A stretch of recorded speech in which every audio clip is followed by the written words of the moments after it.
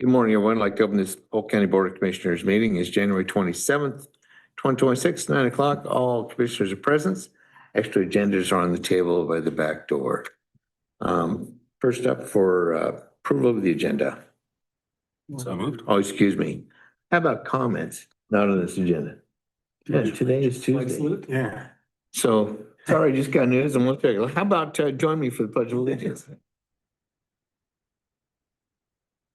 I pledge allegiance to the flag of the United States of America and to the republic for which it stands, one nation, under God, indivisible, with liberty and justice for all. All right, now we go. Okay, let's get a reset here. So welcome everybody for coming. Extra agendas on the table. And first up is comments for not on this agenda. Okay. Next up is for approval of the agenda. Also move. I'll second. I approve that also. All those in favor, please say aye. Aye. Aye, motion passes. Approval of minutes for January 20th. Second. It's moved in second. All those in favor, please say aye. Aye. Aye. Motion passes. So next up is Fly Salem. Brent DeHart and Tim Hay, please come front.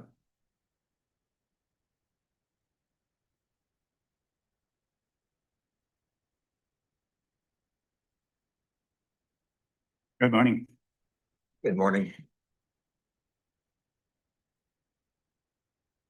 So we are here at your request to see if we can clarify, answer any questions, elucidate our situation and our recruitment efforts.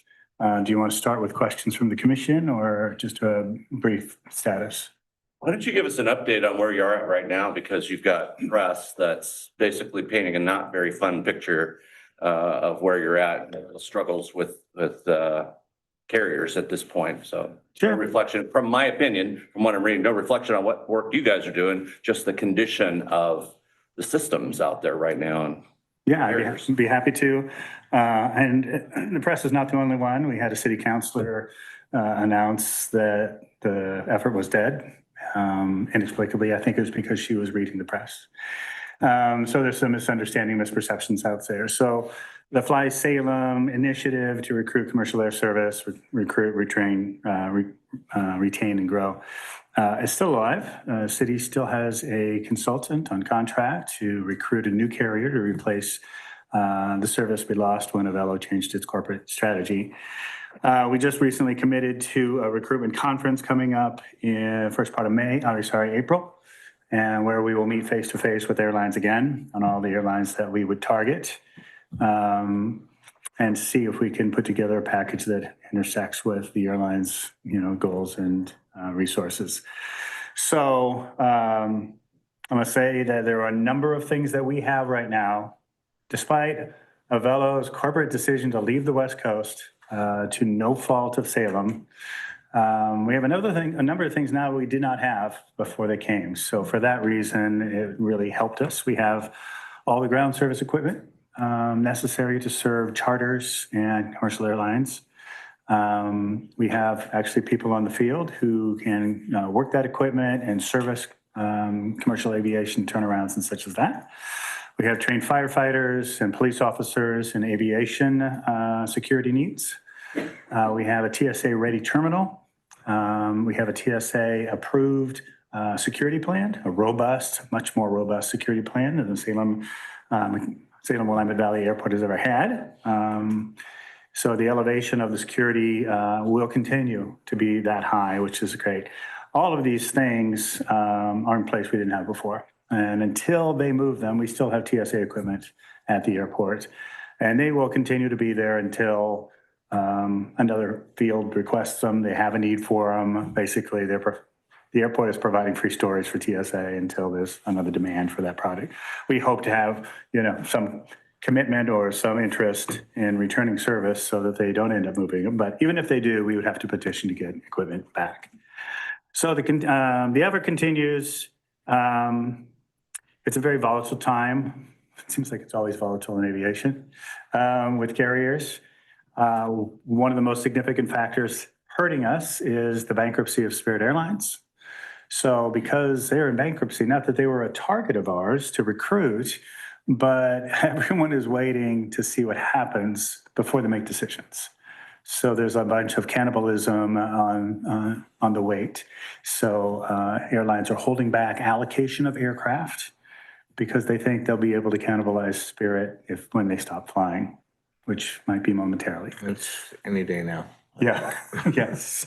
So it's difficult because what we're looking for is an airline to commit resources, pilots and aircraft. And right now, everyone's holding back resources because they think they'll be able to jump in and get Spirit Airlines routes and or aircraft. So that's one factor. It's a changing environment. As we saw Avelo change its strategy to move east of the Mississippi, we've also seen Breeze, another airline we had actively recruited, decide to move some aircraft to Dayton, Ohio.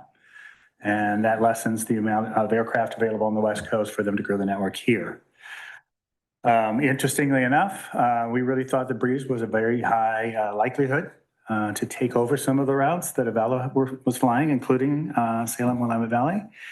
And then they changed corporate strategy because Alaska went head-to-head with them. So all of these machinations, Alaska basically responded by saying, oh, are you going to go into Eugene and Redmond? We'll do that for 6 months before you will. And those kinds of competitive measures caused Breeze to move some of the resources out and kind of abandon their plans for Burbank, which is what we're after because it's the #1 market from our region. So then that changes. And lastly, I think the most positive thing that we've seen is that SkyWest, which is a regional carrier, they flew Salem's Delta flights when we had service to Salt Lake City. They fly for all of the major airlines, and they've gone a whole cycle of problems since we initially started talking to them 7 or 8 years ago, from we don't have aircraft, we're so busy, to we have aircraft on the ground, we don't have pilots, to the recessions and everything else. Well, now they're in expansion mode, and they're buying new aircraft. And they're looking to expand on the West Coast to markets that are not served. Specifically, so they can, the term is code share. When a regional airline, you can think United Express, American Eagle, SkyWest, there's a Delta Connection. slew of them. A lot of them, Wisconsin Air, things you've never heard of because the plane looks like, it's a Delta flight or it's a United flight. We are told from the consultant that they're painting at least 3 aircraft in this calendar year to look like Alaska planes, and that they would fly what is called in the industry at risk. Means that they are going to pick up the routes, then they will code share, which means, commissioners, you would buy a ticket to fly to Salem on an Alaska ticket number, even though it's a SkyWest plane, and you therefore would be able to connect to any Alaska network. So wonderful news for us because the long-term goal was always major carrier, major hub. The two most likely, if you follow, I don't think I'm talking out of school or confidentials because this is fairly common knowledge for people like Tim that follow the airline industry like crazy. Seattle makes a lot of sense because of their vast network out of Seattle, and they have a large presence and growing presence in San Diego. So we will approach them and say, hey, can we get that? That's going to be one of the conversations in April. So to have a code share with a major carrier to a major hub and a couple of destinations would be fabulous. And frankly, we believe it would just grow on itself. The difficulty with that is the places that they are going into all have incentive packages that are larger than what we have on the table. So thanks to the commitment of this commission, Marion County Commission, the city of Salem, Travel Salem, and some private individuals, we can put on the table $1.5 million spread over 3 years. That helps a lot. It was very interesting to Breeze until they shifted their focus. SkyWest is out there saying they need $3 million. And our conversation's probably going to be, we will not have $3 million. Let us know when you need, when 1.5 does it. Or let us know when you find a market more likely to succeed. I plan on attending along with the consultant and the airport manager. So as a business person, it's somewhat frustrating for people to seek risk management rather than follow the highest likelihood. And I may have said this in front of you before, but the Salem market, the Mid-Valley market, is the largest market west of the Mississippi in population and economy size that does not have direct nonstop flights. So if you're an airline and you're going to start a new market that's underserved or unserved, wouldn't you go to the largest one first? So that's going to be kind of our pitch. I mean, they literally can't find anything west of Mississippi that has a greater likelihood of having a high number of passengers.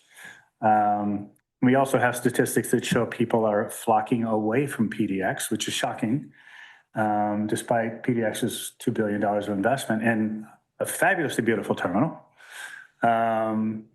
But we have learned through new data that between 2019 and 2014, the number of people who have chosen Eugene went from 7% to like 24% of the people of the ticket buying flyers in the Mid-Valley.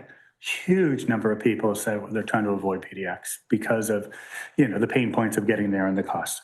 So, we have that documentation. We have a pretty good case in terms of our population density and growth and how many tickets are being purchased in our region. And I apologize if I'm repeating myself from several months ago, but we have enough tickets being purchased in the Mid-Valley to fill 27 37s every day. So we just need a fraction of that for Salem to be extremely viable. The Alaska flights I'm speaking of with SkyWest, they're 66-seat aircraft. So 66-seat aircraft daily to Seattle hub, we think would be extremely well.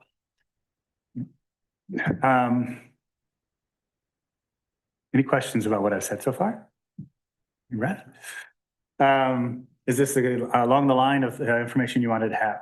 Yes. So the incentive package is critically important. As I said when I asked for it, we don't know if it's going to work.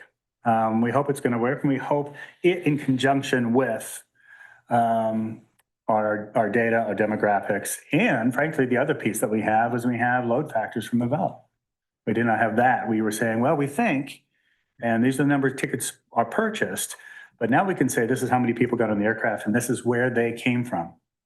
So we learned through the Avello experience that 1 out of every 5 passengers that boarded came from Portland Metro. Really interesting to me. It was a lot, I thought. It was less than our consultant expected. And he says, I think you only had 20% because the Mid-Valley bought so many tickets. That if you had more seats, there would be more people driving down I-5 and selecting the smaller airport experience. So our catchment area that we've discussed that has 680,000 people and how many tickets it purchases doesn't even include Lincoln City or McMinnville or Wilsonville, right? Or Portland Metro. So we are understating what we think what the demand actually is. So I'm still very bullish on what can and will happen in Salem, depending on what the timeline is. We don't anticipate that there is any source to go out and get that kind of incentive package short of the legislature, short of the governor deciding the Mid-Valley's economy is critical. This is critically growing. It is a transportation hub for our state, literally on the intersection of east, west, and north, south. Using either tourism money or economic development money or a combination. Having a vested interest, of course, I look at things the state spends money on, and it's dumbfounding to me that they'd spend $3 million for a small private school to have a nicer baseball field, but we can't find $3 million to boost the connectivity, the transportation infrastructure, and the entire economic development of the Mid-Valley. So it's frustrating, but we all know what the state is grappling with in terms of their budget. So, but short of economic development and tourism funds, bumping up our incentive package, and that's what we're going to be able to put on the table. So just to comment on a couple of things. So I can attest, I just booked a flight today, Eugene to Arizona. It was actually cheaper than going to Portland. Why, I don't know, and actually better flight times. So it is happening. Brent's right. We were tracking, we have all the Avelo data loads. We were always consistently in the top 10 out of all the markets that Avelo flew to. We were in the top 10, not percent, but top 10 of passengers flying in and out of Salem for the here 2.5 years they were flying in and out of here, except for last August when they were departing and dwindled. One other thought too, $32 million in economic impact from Avelo service through, you know, normal calculations and stuff that they use. That's how much the Willamette Valley benefited from Avelo being here. That's people working at vineyards, people working at hotels, restaurants, things like that. So I echo Brent's comments. It's boggling to me that why not invest in something that you know you're going to get a return back on your investment tenfold versus something that may not. Yeah.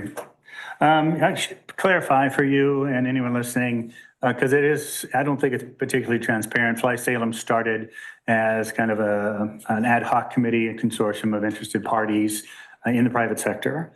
Now active at Fly Salem would be the city of Salem, who is, they are the client for the air service recruitment consultant. Myself as a volunteer, I know I largely represent the business community when I do attend recruitment conferences. Travel Salem, of course, tourism, Salem Area Chamber of Commerce for the business. And Tim and some other of our supporters has formed a foundation, so a 501c3 foundation. So we're trying to just create Fly Salem Foundation as a single entity and a single bit of awareness. In Salem, I would look at things like they have a fire department foundation, they have a parks foundation, they have a police foundation to help promote and encourage the public service, the public asset. And this is an enormous public asset. So Fly Salem Foundation is not really separate. I would add Tim to it's a team, Tim, myself, the city of Salem staff, Angie Villery from Travel Salem, and Tom Hoffert of the Salem Area Chamber. And that is the core of the Fly Salem initiative efforts. So, and we have no board of directors, we have no staff, we have no budget. People are like, well, what are you spending money on? Like, we're not spending money at all. We're just doing it out of passion. Except for the city, of course, having expenditures with the consultant. So I think one of the primary concerns has been, first and foremost, I'm going to say for the record, you're here to help us better understand your original ask for investment dollars into this fund. Give me the name of what this fund is called. Minimum revenue guarantee. Thank you. For the airline. And so as I watched the last one grow, the fund grow, and then money taken from it through all of Avelo's challenges, the question always comes to me, who decided that? Who decided how much money Avelo gets? And prior to that, Delta. How is that decision made? And what is the process for that? Because any of us who are shoveling money in want to understand that it's more than a black hole. Mm-hmm. We want to understand the critical thinking, the business plan that goes into making that happen. Because essentially, even though whatever we would invest wouldn't be property tax dollars, it's still the people's money. Yes, very good question, Commissioner Pope. I appreciate the opportunity to clarify. When Delta came here, this tool didn't exist. Nobody was asking for minimum revenue guarantees. They used travel banks. So many of us put money in, we basically pre-bought our tickets. So despite public perception, nobody lost their money. You could use those funds that we put into on any Delta flight at any airport. So myself personally, I put $5,000 in it in 2007 or 8, and then I took $5,000 of flights. So it was no loss. That tool doesn't really, that's out of favor. Now the airlines like a minimum revenue guarantee, and you can imagine why, because they have a business that says, hey, we're gonna launch this. Will you guarantee that we don't lose money? Right? So you can imagine why it's very attractive to the airlines. Not every airline uses it.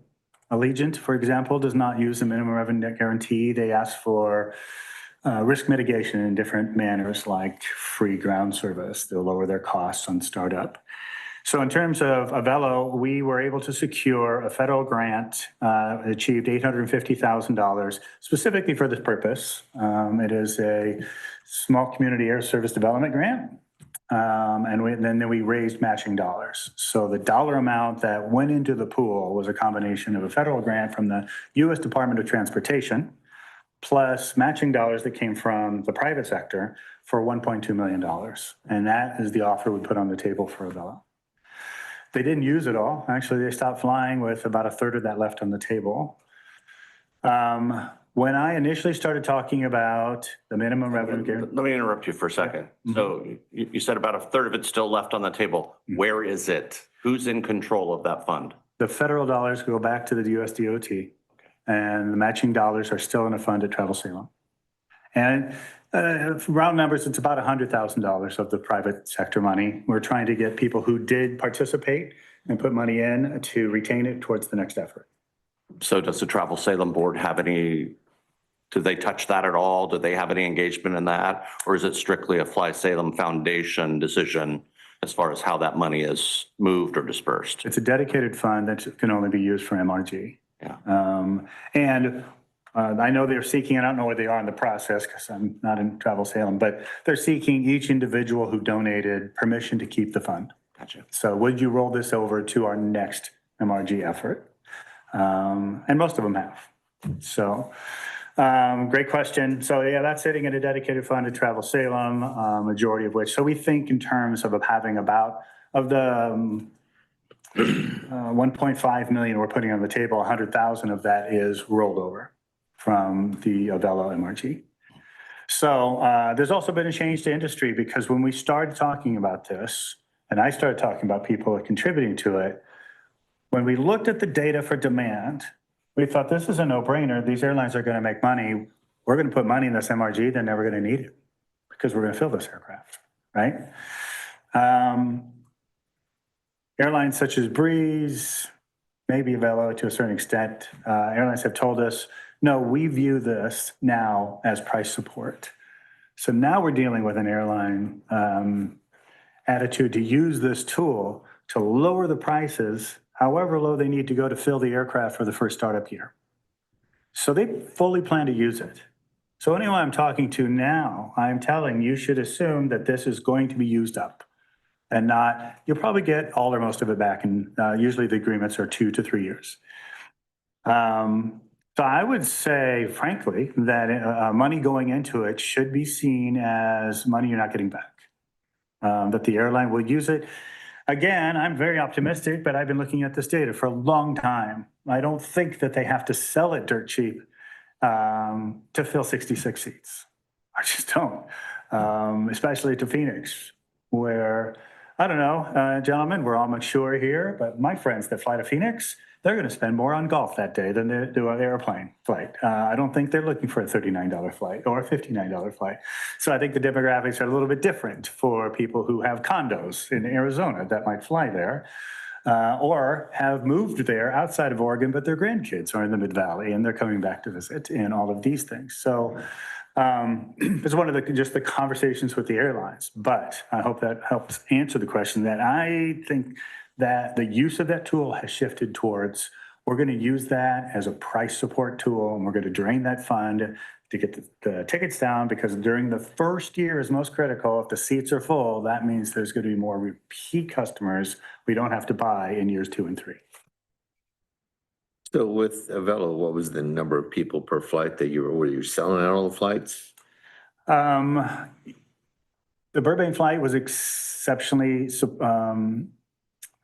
successful. We were doing mid-80s in passenger count in terms of 85%-ish. So and that averages out because in February is a very dull month. We were talking about in business, and January and February are terrible. And so we're lucky if we went out with the plane half full. So you're averaging those out with summer high demand. Burbank was in the mid-80s in terms of employment. Las Vegas was about 2/3 full overall over the course of the time. So about 67%. And it was rising, frankly. So part of the frustrating thing is during the time that Velo had announced deportation flights, and it was really damaging their public perception in their passenger count, our flights to to Las Vegas had gone up by 5% over the previous year. So that was really growing. So I would say Vegas was sustainable and growing, and Burbank was a home run. Yeah, and we only, a year and a half, we were out doing Eugene in our first few months of service. And Eugene has had service since the Velo first day of flying. Doing Eugene in which ways? More passengers. And so what we don't know is, hey, what would have happened?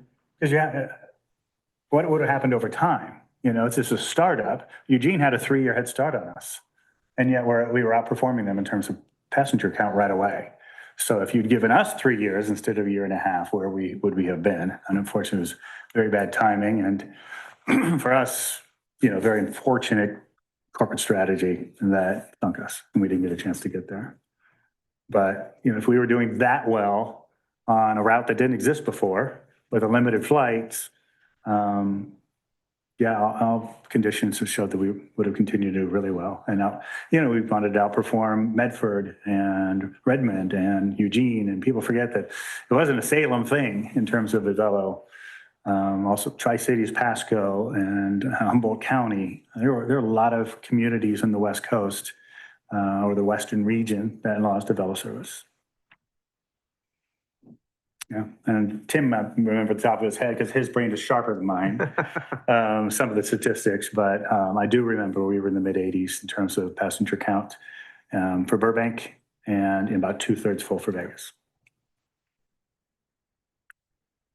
A question on this round of commitments from other governments.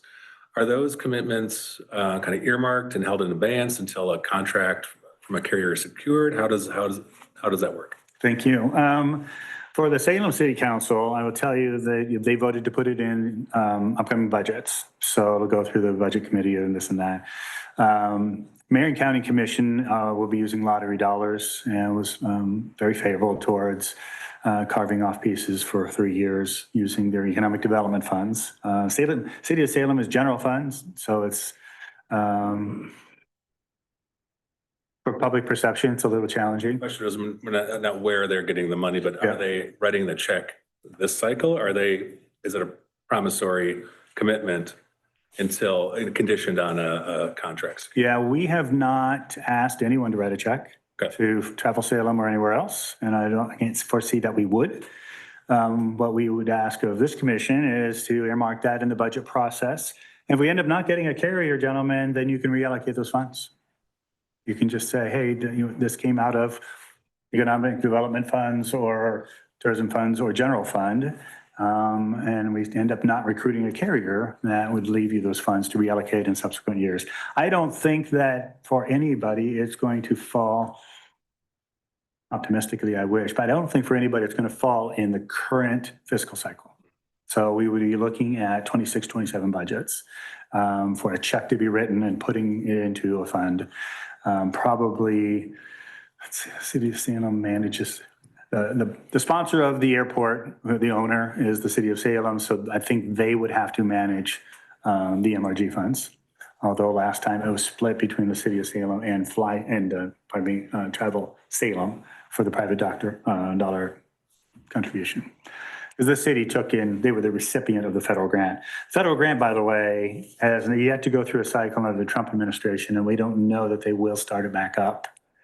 So whereas we intended to apply for another small community air service development grant, SCASD we call it, we don't even know if it'll come out. So why I said I don't know if there's another tool. If the U.S. Department of Transportation initializes more cycles of this grant, then we will continue to apply. It was the third attempt. When we did receive one, it was our third application. So it is a process. It's a very competitive process nationwide to get. So I hope that's a long-winded rambling answer to your question, Commissioner. Probably the City of Salem will hold the funds, and nobody's going to ask for a check until we have an airline that says, we want to be able to sit down at the airline and say, we have commitments from governmental bodies and private sector and tourism money. This is what's on the table. And then if SkyWest or Allegiant or Frontier, or I'm going to name them all because we're not talking to any of them. I'm not under a, what's the word? Non-disclosure. Non-disclosure agreement with anybody. We are trying to recruit a carrier.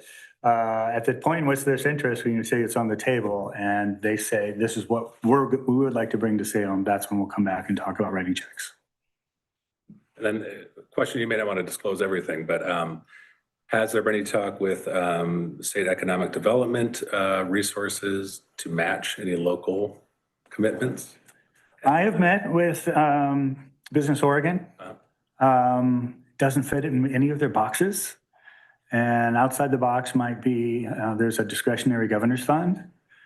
And it's described as convoluted, and even this is not in the box. But it would be one of the things in a conversation with the governor that we would say, this is economic development for the entire Mid-Valley. And again, you know, we like it when the governor pays attention to the Mid-Valley and our helpfulness here. So it would be a pitch given an audience with the governor. I guess finally, I would like to understand, again, for the record, you know, so that we can answer anybody that says, looks like you just dumped a bunch of money down a black hole, what the decision-making or transactional process is for the carrier to draw down these funds. So what is that transactional process? Great, thank you. It's something that the consultant typically is hired to negotiate, because it's fairly common industry, the standards in terms of, you know, what it takes to fly an Embraer 170 or a 737 per flight hour with a crew. They know what it costs. So that's negotiated in terms of, can we break even? You know, oh, you're going to fly to fill in the blank. This is this many hours, and the airline will ask for the moon, and they'll the consultant will try to negotiate what is the minimum. And I think, I don't know, so I'm not going to speak to it. That was done for Avelo. So then monthly or quarterly, depending on the contract, they report what the revenues actually are. And if they're below the minimum revenue that we guaranteed, they get a backfill up to that minimum revenue. When with Avelo, it was a monthly reconciliation. So they sent the city of Salem, hey, this was our revenue, which included baggage and seat selection and all these things. It was above or below our minimum revenue guarantee. Really, unfortunately, because if we'd done it quarterly, you know, they may have lost money in October and we paid them, but made money in November and December to make it back, but they don't average out. It was a month by month thing. So there were periods of time where overall they were in the black, the airline was in the black, but they had a month or two in each passing quarter in which they lost money and drew from that minimum revenue guarantee. So yeah, that's negotiated ahead of time. It's typically a 24 or 36 month contract, and then it goes away. And any funds that remain that were not used can go back to the donor, be it a grant or be it a county or an individual. And they don't ask to negotiate a new MRG after that contract expires? I've never heard of that happening. Okay. Sometimes they try to get a new MRG for additional routes. That's pretty common. So let's say we had Seattle and San Francisco, and say, well, we really want Phoenix and Los Angeles. They may ask for an additional MRG to protect the new routes. But if the planes are full all the time, the leverage on the bargaining table changes. It's like, but you're in the black and we're crushing it and your planes are full. You don't need the risk mitigation, right? So that helps us in terms of getting the first, and it's one of the reasons why we focus on the most in-demand locations, because we have the most likelihood of success. And those locations are LA Basin, Las Vegas, believe it or not, Phoenix, and the San Francisco Bay Area. So yeah, starting up a new station is very expensive for an airline. So it's that initial, get the carrier in here, get those routes going like we had at Velo. And then say as Brent was saying, say we were lucky to get Alaska, through SkyWest, and they were doing Seattle and San Francisco, or Seattle and San Diego, which makes sense. And say they are getting a lot of requests for Phoenix. They might just start that route on their own with them because they already see the passenger demands for those other two routes. They know that a lot of people are going through Portland to go to Phoenix. They may just do that route on their own without asking for an MRG because they already have a station established in Salem. It's that initial startup cost that really costs an airline a lot of money, and that's why they ask for that MRG. Commissioner, the irony of the whole situation is the Mid-Valley is a market. It's huge in terms of our economy, in terms of population, in terms of its ease to get to I-5 and Highway 22. But you have to have awareness. You have to, people see the Mid-Valley as opposed to PDX or Eugene as a transportation hub.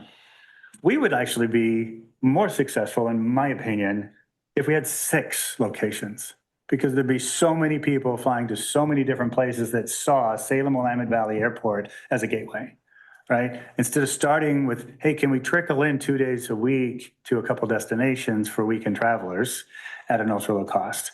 That really wasn't our goal, but it allowed us to move up to where I described earlier. But Tim and I are both committed. Winning Powerball, we'll fund this ourselves. Yes, we will. We're going to have 6 destinations out of Salem right away. And then it gets to critical mass in terms of awareness, in terms of people seeing it as a viable option for transportation in the Mid-Valley. I will say, and I don't want to leave unsaid, is of all the things the government spend money on, this is one of the few things that makes money come back to us. So one of the things that a lot of people who think that we should spend it on fill in the blank don't realize that because of Avello service, the amount of allowance the airport got from the FAA, your basic allowance, went from $150,000 a year to $1.3 million. So that is $1,150,000 a year for 2 years because we had the service. That's an incredible return on investment. That's money that goes right smack into the Mid-Valley for the contractors, for the truckers, for the pavers, for the security services and fences and everything else. HVAC corporations, everything. But that's over $1 million a year just in that one tiny piece. Not to mention the money spent and taxed for airline rentals and the transit occupancy tax for the hotels and things like that. But the amount of money that's on the table for Salem-Willamette Valley Airport to come to its potential is vast. So Ben Redmond Airport, they're in the process of expanding their terminal. They're in phase 1. Phase 1 is $95 million, so about $160, $170 million. Eugene has $270 million of recommended terminal improvements. They're not doing that because they're not making money on commercial air service. I actually went to the Ben Redmond website. I looked at their plans for expansion. I looked at what are the sources of the money, and some of it's federal, some of it's user fees, which you pay through with your tickets. Some of it's Connect Oregon from the state legislature. $25 million out of this 160, I look, cash. So little Ben Redmond Airport in Central Oregon is sitting around on $25 million of cash. So the lack of awareness of the scale of economic development is a frustration for those of us who are advocates. I mean, they've got $25 million in cash hitting around to, towards this terminal improvement, which they're doing because they're making that kind of money.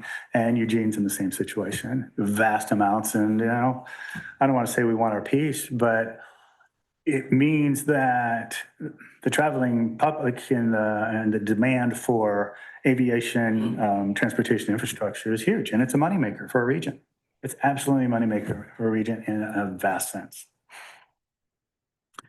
So if the carrier coming in and you're offering this risk management funding, isn't there a way you can write in a contract they have to guarantee that they're going to stay here for a certain time frame and not just bail on us once that money's gone? I mean, they've accepted the $1 million to make sure, or 1.5 to make sure they're operational. But as long as there are a number of flights meeting the requirements, can't you get in the contract, they have to stay for a period of time? They can't just bail on a flimsy excuse? Very good question. And I think absolutely it should be there. I think the city of Salem will ask the consultant to negotiate it in. Will tell you the consultant says, you don't have any chips on the table.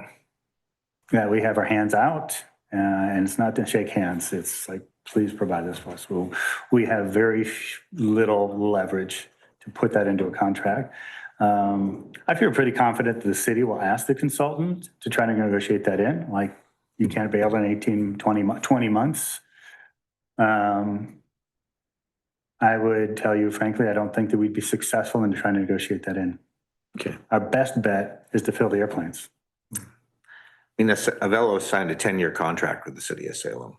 Yeah, I mean, they were committed to providing service, and like, as Brent said, they changed their whole business focus.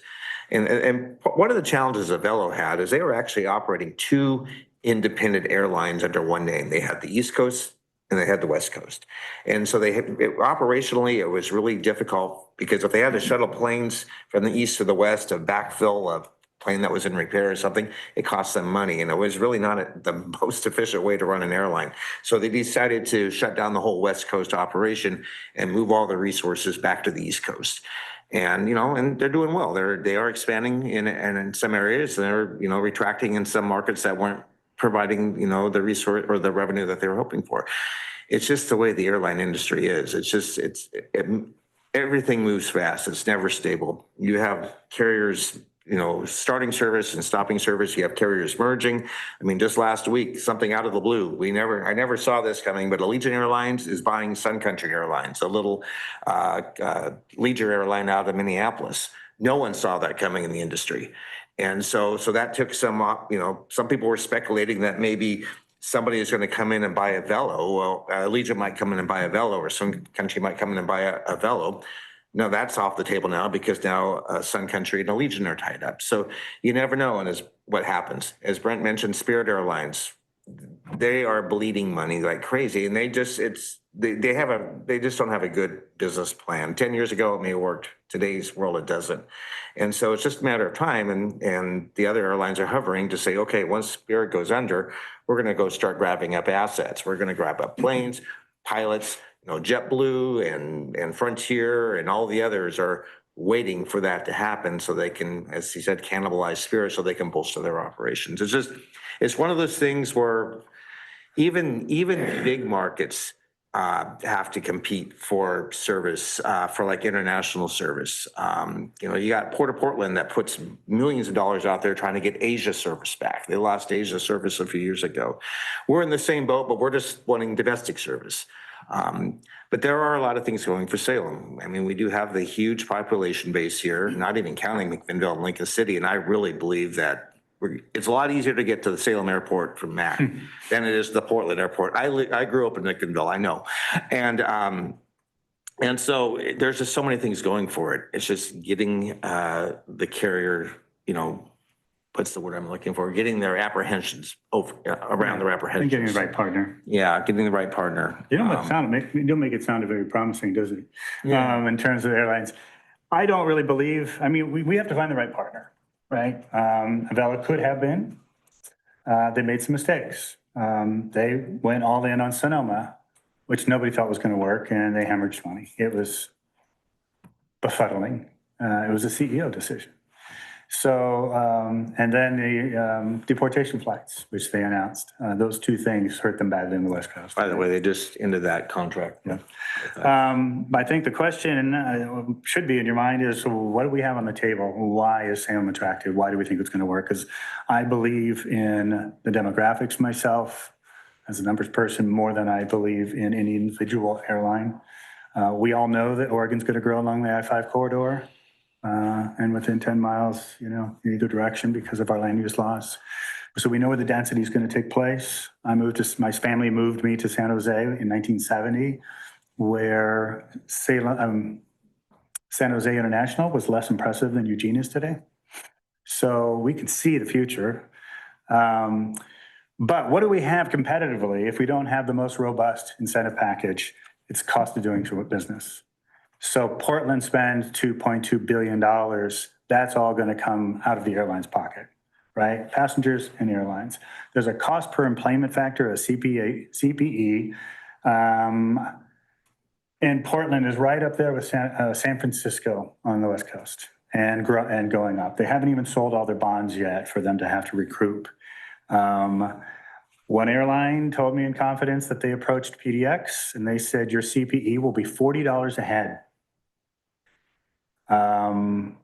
Recently, it's been like in the teens, $40 a head. And it's like, forget it. And like, well, if you do a lot more, we can bring it down to $30 a head. And this is an airline trying to sell $49 tickets, right? So the CPE for Portland is huge.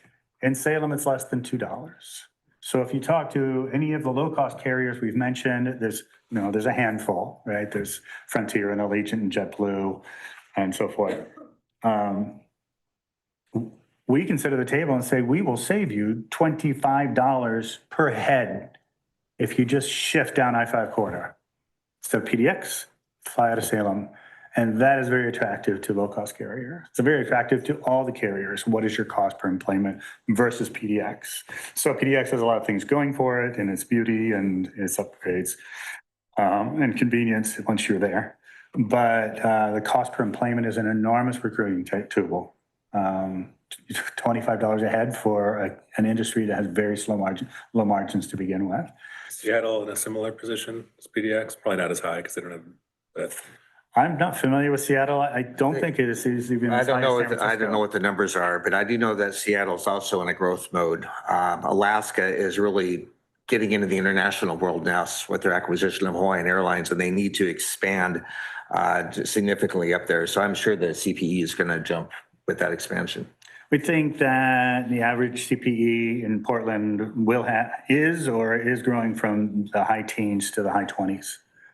That's a huge hit. And akin to fuel prices soaring. That's cost per head of people who are getting on an airplane to the airport charges of the airline. So their aggressiveness in building a Taj Mahal airport that we can all be proud of is good for Salem. Our cost, you just see eventually, not just the Mid-Valley, but the metro market will see us as right down I-5 option for transportation infrastructure. So we have, that's a huge bargaining chip when we sit at the table. So we'll sit down and it's like, here's the demographics, here's the size of the economy, this is how much they're growing, this was the Velo experience, these are the people on the ground as experience, we're TSA ready, blah, blah, blah. And by the way, our cost per employment is less than $2 a head. And then they're like, so. Very few airports can say that. Yeah. Okay. And finally, I have to ask, again, just for our assurance that, whatever money we would put on the table represents what our constituents and constituents, whether individuals or businesses, would want us to do. Do you guys have any sense of what the ridership or participation was for the Polk County demographic over a period of time that we've been trying to have these commercial flights? Great question. We bought data for 2014 calendar year, and I can ask the consultant. Usually with that data, we know which zip codes the tickets were purchased from. So I can ask them for that information. Or two. Right. But that's the other thing is. Well, the data we get is where was the ticket purchased, from what zip code, and because it's credit card data. So no way that in your mind for us to know who's coming to visit. Right. Right. Other than, and unfortunately, in West Salem, kind of have a dearth of hospitality facilities. Polk County could use more hotels. Mm-hmm. And being an Independence resident myself, we love to see the Independence Hotel and this and that. I'm curious about any traffic to our AVAs, our wineries and things like that. Right. You're not going to have that kind of, data, but that's a question we could ask him. I mean, we do have, we have a member of the AVA on the Fly Salem Foundation. So I could ask him if he has any sort of data that he could provide. part of me does not want to advertise too much about the wine experience. That's much less hoity-toity. It's much more comfortable and community-based. We don't want to be, California, but But I agree with that, but too, I live in West Salem and I always thought, McMinnville really capitalized on the wine experience and I felt like Salem could have done a better job. Just my personal opinions, but yeah, I agree. I don't want us to be California either. I'd be happy to have those California winophiles come up and spend their money here in the Mid Valley, though. That'd be fine. You bring your money, leave it here, and go home. Yeah. I'm always curious about, again, we probably waste too much hyperbole on, how valuable this kind of a service is for the wine industry. And that's really not my objective. Again, it kind of falls back to your earlier comment about folks that travel to Phoenix. I don't care. They can afford to do what they want to do. I'm more interested in just the average working class folks that would like to have a better experience flying every day. I'm one of them. And would like to, I'm not necessarily looking for the cheapest ticket, but I am looking for the best experience in parking and access to the aircraft and time of turnaround, et cetera, and how many flights are available. Right. And again, if I decide I want to fly to Vegas, I don't want to have to be committed to only doing it on Thursday, which has been an issue. Or Sunday. Huh? Or Sunday. Yeah, or Sunday. So that, it makes it harder to plan, but I'm interested in trying to figure out whether or not we tracked anything over time for actual folks that are using this service both ways. Again, lots of folks like to go visit family, and I expect maybe the Burbank flights were a lot of family members from here traveling down there to get to Disneyland and so forth. And I don't think we talk about that a lot. We talk about, the value to the business community, which of course is very, very important. But again, I think it's average people that are buying those tickets. Commissioners, all three of you ask great questions. I must say, it's almost like I handed them to you for me to remember to talk about things. Commissioner Pope, my company, I own Salem Aviation, and we got the bid and were awarded the contract to do the ground service for the Avella flights. So we checked the passengers in and boarded them. I worked a lot of flights personally, and we did the luggage. I asked all of my crew of ladies that worked virtually every flight, what percentage do you think were Hispanic on the Burbank flights? And all of them said 40%. And it rang true for a former Salem city councilor, Jose Gonzalez. When we were talking about this years ago, he said, this is going to be really important to my community because we all have relatives in Southern California. We saw so many abuelos and tios, so many people traveling with kids. We boarded a lot of kids. So families that weren't in the higher income range, families in Hispanic population were heavy users of this and loved it. So I appreciate you bringing up like who's flying and what is experience like. People liked, unfortunately for the city of Salem, who didn't achieve the parking revenue, people liked getting dropped off as a 10-minute chore instead of a half a day chore at PDX. Transportation to there and drop off, much less expensive to do, much easier. And we learned, because there was a lot of concern that, well, can the airport handle it? And will the people flow through these spaces and blah, blah, blah. There was no issue whatsoever, which was great. So we loved providing that smaller airport experience. It was so easy for people not to arrive 2.5 hours before a flight kind of thing. And absolutely, we would see the same people. Yeah, I'm back to see the grandkids. Or my kid is an athlete at UNLV. And we fly back and forth to support our kid in college. So lots of families, lots of Hispanic families, lots of aunts and uncles. So appreciate you bringing up, hey, who's this benefiting, who's flying? I think those voices are greatly lost when we're competing against dollars for bike lanes and libraries. It's like there's a huge number of people that got on 500 people a week were getting on this airplane that really appreciated the service. They would tell us how much they loved it and when are you going to give us some more? So yeah, I would be less inclined to fund it if it was just Bougie Airlines Incorporated. And there are Bougie Airlines Incorporated out there that we talk to, but it's not really our target. And the very long range, gentlemen, is going to be, this is how people in Italy get to the Willamette Valley. The very long range is, we're talking domestic and everything, but people in Italy know Willamette Valley. So If they Google Willamette Valley Airport, we want them to see Salem Willamette Valley Airport in the future, right? That is the long play, that this will be enormous in terms of our whole Mid-Valley and the winery industry. It's going to take us a while to get there. We kind of have to prove your market, fill the planes, make sure you get to a hub, make that hub connectivity and so forth and so forth. But yeah, not like we're sitting here today saying, hey, we're going over those wine fans in France and Italy and Japan to come here. To Craig's point, even the discount carriers in PDX, there are barriers upon barriers for folks to access that, likely not taking vacations they would otherwise. You know, the parking, all of it. Just getting to the airport, I-205 is just a Experience. yeah. You leave your house 4 hours before you fly because you have no idea what traffic's going to be on I-5 or 205. Terwilliger Curves is. Or on the reverse. I used to fly a lot in a previous job, and there was times where I would land and it would take me 2.5 hours just to get home because traffic was backed up so bad. We're flying out of Salem. It's a 25-minute Uber for our house. Yeah. When we come home, it's a 25-minute Uber ride to our house. We have no parking fees. We come in, it'd be $120 for the 12 days you were gone for parking your car at PDX. 150 I'm now. equidistant from 150. Eugene to PDX. I'm looking at the Eugene flights before I look at PDX. So. Yeah. Always. And we all know, we live in Oregon, there will be no road infrastructure added between the Mid-Valley and PDX in our lifetime. So if anything, it'll get tolled.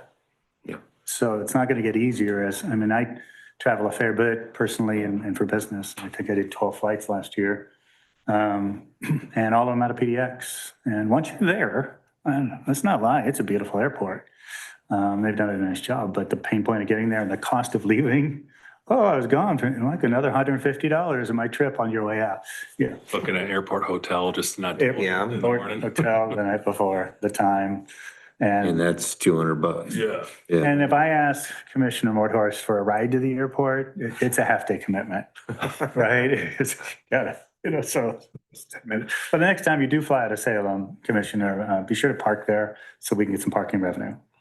At least it's only $10 a day instead of 15. Sounds good. Thank you too for your efforts and coming today with this. Thank you for consideration, your interest. Thank you for elucidating the public, anyone who's listening, and your efforts out in the community. And the more people that fully understand, the easier it is for us to get an accurate message out. All right, thank you. One question. Yeah. What was your original ask for the county to provide if, I think I asked $25,000 a year for 3 years. okay, I just wanted to clarify that. All right. Thanks. And Marion County committed to $100,000 a year for 3 years. And a somewhat open, it's more attractive, our consultant says, to front load it because that first year is the critical one. So we may try to say, well, can we do to the city of Salem budget or the Marion County budget or even the private dollars? Can we front load the first year and we go 600, 500, 400 as the first 24 months are more critical than the third year? Okay. Thank you all so much. Appreciate the indulgence and time. So because of the fact that we've already had this conversation on the record and, discussed some of the opportunities, we did determine, I think with your guidance, that it would be best for us to plan that first hit for the 26 fiscal year. 26, So July 1st, before we would have our first available dollars, because we've committed, our economic development dollars for other projects up to that point. Mhm. So I think the reality of it is for us to have the cash flow, that's where we're at. So are you still comfortable with that concept? Yeah, if they came to you and asked, we really need it by May 1st or that, we can make it work. It'd be more comfortable to have that available July 1, but,